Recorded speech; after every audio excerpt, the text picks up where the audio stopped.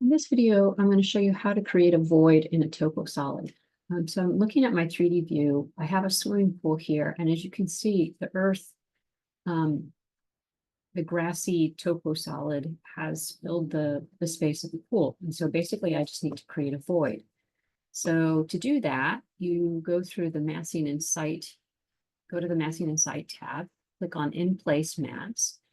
It will by default name it to the first mass number. If there's others in there, it'll just be consecutive. Click on OK. And before I make this void, I'm going to change my visual style to wireframe so I can see a little bit more below the surface.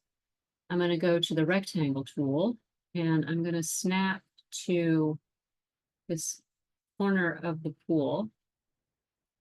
And then I'm going to snap to the opposite corner.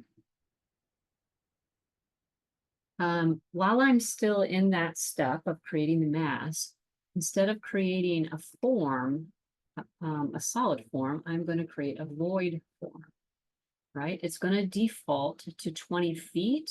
I'm going to change this to 4 feet 6 inches. And let's just kind of zoom in here and check.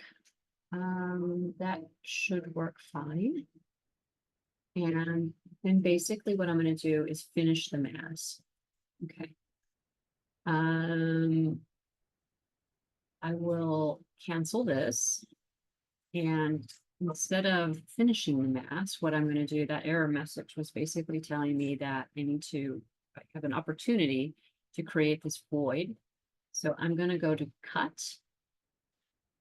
And I'm going to choose the topo surface that, or the topo solid rather. And then I'm going to pick the void. And then I'm going to finish the mass. So let's see if it functions as it was supposed to.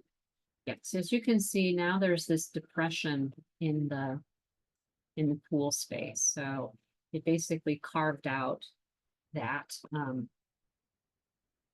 that area. Now, a couple things that I need to do. So just to sort of recap of what you need to do for this. To create the void, you're going to go to In Place Mass. Once there, you're going to make the basic shape of the void that you want to create. You'll go to Create the Form and choose the void form, give it a height. And then before you actually finish creating the mass, you're going to cut it out of the topo solid. So several steps, and I found that I had to do it multiple times to get that right, but basically you do it a few times and you'll get the hang of it. All right, as I was mentioning, there's a couple of things that need to happen here. So I already have my section in place, so I can go to that section that's cutting north to south. I'm also going to move this section marker here. I've got those two sections already tabbed here. Okay.